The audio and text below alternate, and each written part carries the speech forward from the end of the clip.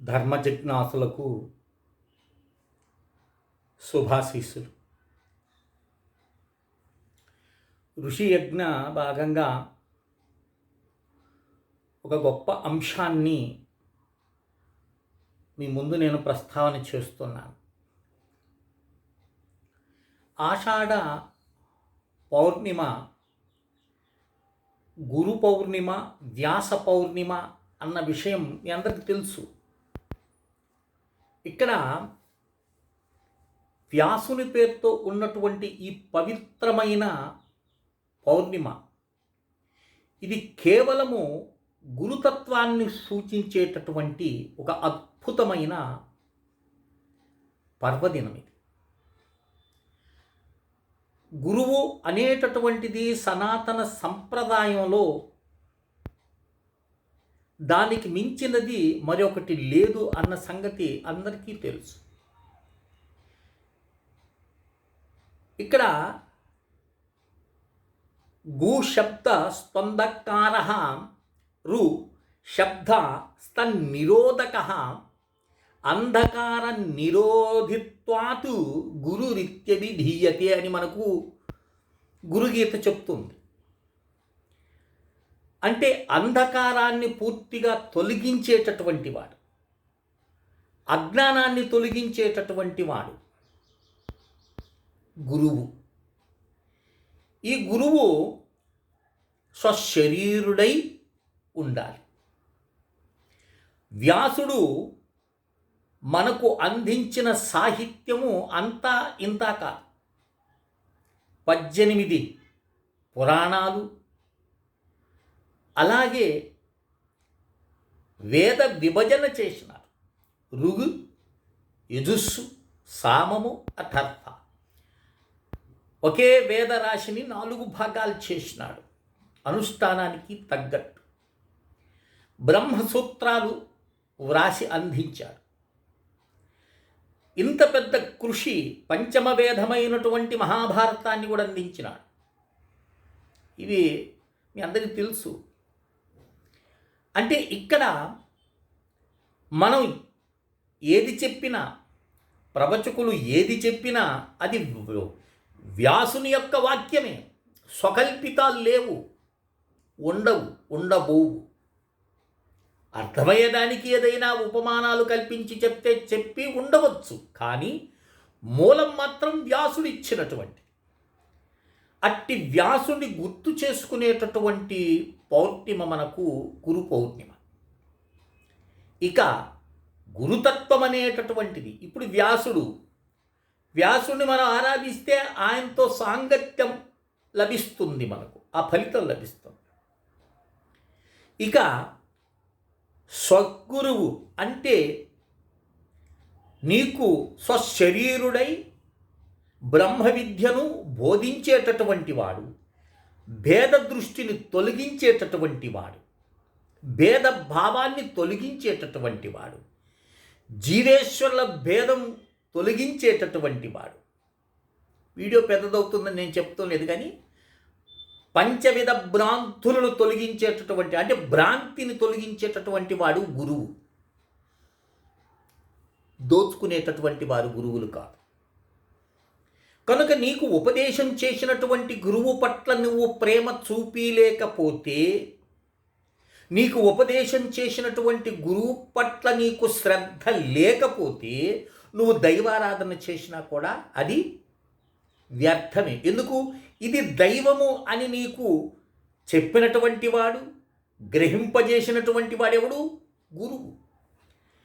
కనుక బ్రహ్మ విద్య అనేటటువంటి బీజాన్ని నాటి బ్రహ్మైనాడు, దాన్ని పోషించేటటువంటి వాడు, నీరు పోసి, అంటే బోధ అనే జలాన్ని చల్లి నిరంతరం ఆ వృక్షాన్ని పెంచేటటువంటి వాడు పోషకుడు విష్ణువైనాడు.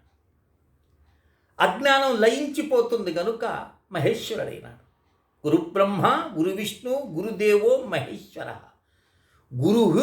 గురు ఏవ సాక్షాత్తు పరబ్రహ్మ తస్మై శ్రీ గురవే నమః. ఇది తెలిసిన విషయాలే మీకు. కానీ అనుష్ఠానంకి వచ్చే కొద్దీ కనీసం నిత్యపారాయణం చేసేటటువంటి వారు ఉన్నారు. ఉత్కృష్టమైనటువంటిది గురుగీత. దీనికి మించిన గురుగీత నాస్తి ఇమం భూతలే సమం శాస్త్ర అన్నాడు. అంటే గురుగీతకు సమానమైనటువంటి శాస్త్రము నాస్తి వై భూతలే, ఈ ప్రపంచంలో లేదు. అలాంటి ఉత్కృష్టమైనటువంటి గురుగీతను నువ్వు ఆ రోజు అధ్యయనం చేసినావనుకో, నీ జన్మ ధన్యమవుతుంది. గురువు పట్ల శ్రద్ధ లేదు. స్వగురువు మీకు బ్రతికే ఉన్నారా, వారిని దర్శించి వారి పాదాలకు నమస్కారం చేసుకొని వారి నుండి ఆశీర్వచనాలు విని ఆ రోజు జరుపుకోవాలి. ఇది గురు పూర్ణిమ. ఇది కేవలము సనాతన ధర్మంలో వ్యాసుడికి వేసినటువంటి పెద్ద పీఠ గురు పౌర్ణిమ. కనుక ఇక్కడ మీరేం చేయాలి అనేది నేను ఇప్పుడు చెప్తాను. ఒకటి, గురు పౌర్ణిమ నాడు ప్రాతకాలం మీరు వీలైతే మీ గురువులకు పూజ, గురుగీత పారాయణం చేయండి. స్వామి అది ఎక్కడ ఉంటుందంటే బజార్లో దొరుకుతుంది, బుక్ స్టాల్లో దొరుకుతుంది గురుగీత అని. దాన్ని చక్కగా 214, 240 శ్లోకాలు ఉంటాయి. దాన్ని చక్కగా మీరు పారాయణం చేసినారనుకో గురువు యొక్క అనుగ్రహం లభిస్తుంది. లేదు, చక్కగా స్నానం చేసుకొని మీ దైవ మందిరంలో కూర్చొని శివాయ గురవే నమః, శివాయ గురవే నమః అనే మంత్రాన్ని జపం చేయండి. గురువు యొక్క అనుగ్రహం లభిస్తుంది. ఇక అతి ముఖ్యమైనటువంటి విషయం ఏమిటంటే, అనంతమైనటువంటి పాపాలను క్షయం చేసేటటువంటి ముహూర్తం ఆ రోజు వచ్చింది. అర్థమవుతుందా? ఏం చేయాలి అంటే 29వ తారీఖు బుధవారము. ఆ రోజు పౌర్ణిమ మనకు రాత్రి 8:05 వరకు ఉన్నది దృక్సిద్ధాంత ప్రకారం. ఇక ఉత్తరాషాఢ నక్షత్రం మధ్యాహ్నమే వెళ్ళిపోతుంది, 3:37 వెళ్ళిపోతుంది, శ్రవణ వచ్చేస్తుంది. బుధవారము శ్రవణ నక్షత్రము, బుధవారము శ్రవణ నక్షత్రం రెండు కలిసిని అనుకో, అది ఒక పెద్ద యోగం. ఈ గురు పూర్ణమి సాయంత్రం వస్తుందని. ఉదయం మీరు పూజలు చేసుకున్నారు, గురువు దగ్గర కూర్చొని సత్సంగం చేసినారు, అది మంచిదే. కానీ 29వ తారీఖు సాయంత్రం మీరు చక్కగా మీ యొక్క మందిరంలో అంటే దేవుని గృహంలో కూర్చొని స్నానపానాలు చేసుకొని కూర్చొని ఈ ఒక్క చిన్న పని, ఇది పెద్ద పని ఏం కాదు. ఏమిటది? ప్రతి ఒక్కరి దగ్గరకు ఉంటాయి. పరమేశ్వరుడికి అంటే కేశవాది నామాలు 24 నామాలు ఉన్న సంగతి అందరికీ తెలుసు. ఎందుకంటే ఈ నామాలు వినపడిన గుడంటూ ఉండదు. ఉంటుందా? ఉండదు. ఏ గుడికి పోయినా కేశవాయ, నారాయణాయ, మాధవాయ అని వినిపిస్తుంటుంది కదా. ఇక్కడ మీరు ఈ 24 అంటే ప్రపంచమంతా 20 సాంఖ్యాశాస్త్ర ప్రకారంగా 24 అనేది పంచకర్మేంద్రియాలు, పంచ జ్ఞానేంద్రియాలు, అర్థమవుతుందే, పంచ తన్మాత్రలు, పంచభూతాలు ఎన్నైనా 20 అయినాయి. మనసు, బుద్ధి, చిత్తము, అహంకారము ఎన్నైనా 4, మొత్తం 24 అయినాయి. అర్థమవుతుందే. పంచప్రాణాలు, పంచకర్మేంద్రియాలు, పంచ జ్ఞానేంద్రియాలు, పంచ ప్రాణాలు, పంచ తన్మాత్రలు, మనసు, బుద్ధి, చిత్తము, అహంకారం, 24 తత్వాలు. ఈ 24 తత్వాలని నడిపేటటువంటి ఓ మహాశక్తి ఎవరు? పరమేశ్వరులను, పరమాత్మను, పరాశక్తిను, ఇంక ఏదైనా పెట్టుకో. కనుక ఈ 24 సంఖ్య మనకు కేశవాది నామాలు ఉన్నాయి. కేశవాయ స్వాహ, నారాయణాయ స్వాహ, మాధవాయ స్వాహ వినుంటారు మీరు. ఆ ముందు ఉండే 3టికి స్వాహ తీసేస్తే నమః కేశవాయ నమ, నారాయణ నమ, వాసుదేవాయ నమ, ప్రద్యుమ్నాయ నమ, అనిరుద్ధాయ నమ, పురుషోత్తమాయ నమ, అధోక్షజాయ నమ, నారసింహాయ నమ, అచ్యుతాయ నమ, జనార్దనాయ నమ, ఉపేంద్రాయ నమ, హరయే నమ, శ్రీకృష్ణ పరబ్రహ్మణే నమ అని ఇట్లా అది వస్తుంది. ఈ 24 నామాలని మీరు స్వామి ముందు కూర్చొని వీలైతే పుష్పాలతో స్వామికి అర్చించండి. అది లేదు, వీటిని చక్కగా లెక్క వేసుకోండి. 24 సార్లు కానీ, 33 సార్లు కానీ, 54 సార్లు కానీ, 108 సార్లు.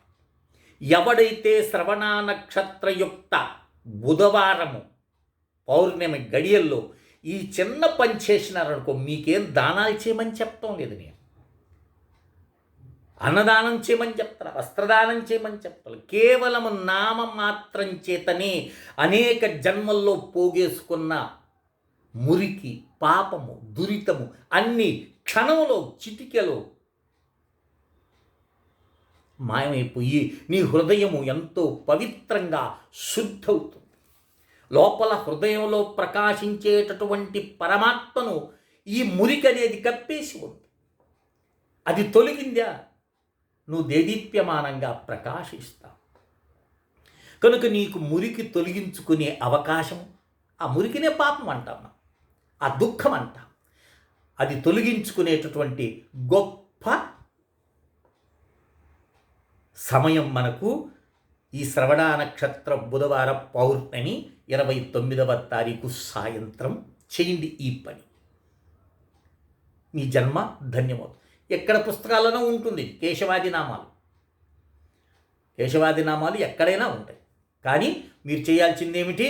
ఉదయము నీ గురువుకి పూజించటం, నీ గురు స్మరణ చేయటం, గురుగీతా పారాయణం చేయటం. ఆ గురుగీతా పారాయణం చేయలేని పక్షంలో శివాయ గురవే నమః అని గురువుకి నమస్కారం చేసుకోవటం. నీకు స్వగురువు బ్రతికే ఉన్నాడా, నువ్వు ఎంతో ధన్యుడు అని భావించు. ఈ రోజుల్లో గురువులకి వాల్యూ లేదు. ఎందుకంటే వాడు అలాగే ఉన్నారు, శిష్యులు అలాగే ఉన్నారు. అంతా పోగేసుకున్నాం అనుకో, కష్టమవుతుంది కదా. అందుకని చూడండి, గురువు లేని జీవితమా నిరర్థకం అన్నాడు. నువ్వు ఎంత ఆస్తి నీకున్నా, ఎంత ఐశ్వర్యవంతుడమైనా, నీకు గురువు లేడనుకో, నీ జీవితము వ్యర్థమే అనుకో. ఫోటోల్లో ఉండే నీ గురువు కాదు. నేను పలానా ఆయన్ని గురువుగా భావించానండి అని. ఆయన ఉన్నారు, ఆయనప్పుడు లేడండి, వెళ్ళిపోయినాడు, నేను చూసి కూడా లేదన్నాడు.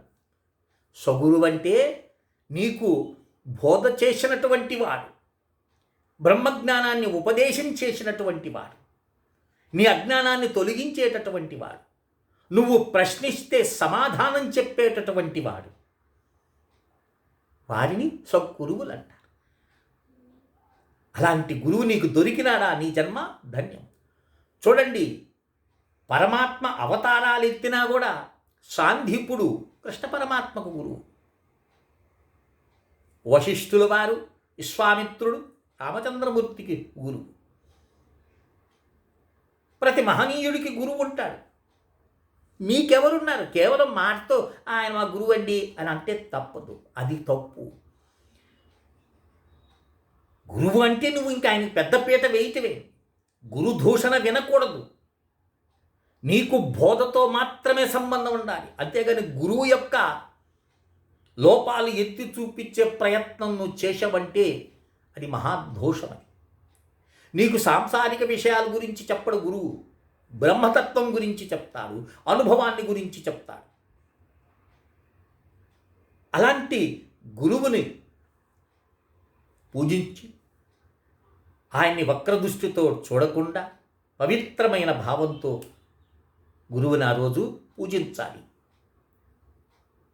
వీలైతే గురువు గారికి వస్త్రాలు, దక్షిణ, గురువుకి దక్షిణ ఇటువంటి ఏదో పోషిస్తున్నామనే భావంతో కానీ ఇచ్చినామంటే మహాపాతకం చుట్టుకుంటుంది. నువ్వు ఎంత ఇచ్చినా అది తక్కువే. అలా గురువుకు శుశ్రూష అంటారు కదా, శుశ్రూష చేసినటువంటి వాడు ఉత్తమమైన శిష్యుడేంది, గురువు అడగకుండానన్నీ తీరుస్తాడు. మధ్యమ శిష్యుడు గురువు ఆజ్ఞ ఇస్తే పాటిస్తాడు. అధమ అయినటువంటి శిష్యుడు గురువు ఎన్ని చెప్పినా కూడా ఇలా వినేసి ఇది వదిలేస్తాడు. వాని శిష్యుడు అనటం అంటే కష్టం. అందుకని గురుతత్వం గురించి మీరు ఒక్కసారి, నేను పూర్వం చెప్పాను, గురుగీత వైభవాన్ని మీకు వీడియో ద్వారా అందించున్నాను. ఒకసారి వాటిని పరిశీలించి చూడండి. మాటికి చెప్పి నేను చెప్పిందే చెప్తుంటారన్న. అందుకని నేను మీకు సంక్షిప్తంగా ఈ విషయాన్ని చెప్పాను. ఉదయం గురు పూజ చేసుకోండి, సాయంత్రము మర్చిపోకుండా.